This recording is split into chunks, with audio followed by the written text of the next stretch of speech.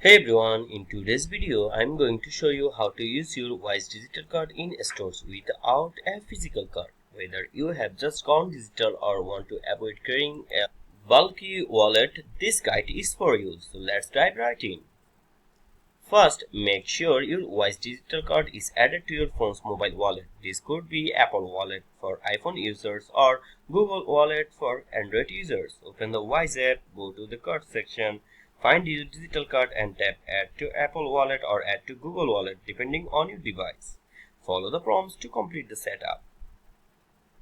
Now, enable contactless payment. Make sure your phone's contactless payments are enabled.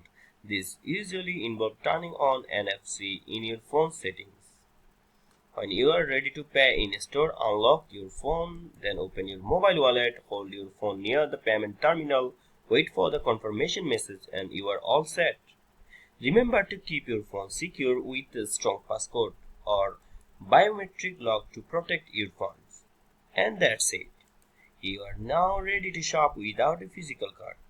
If you found this video helpful, don't forget to like, share and subscribe for more digital finance tips.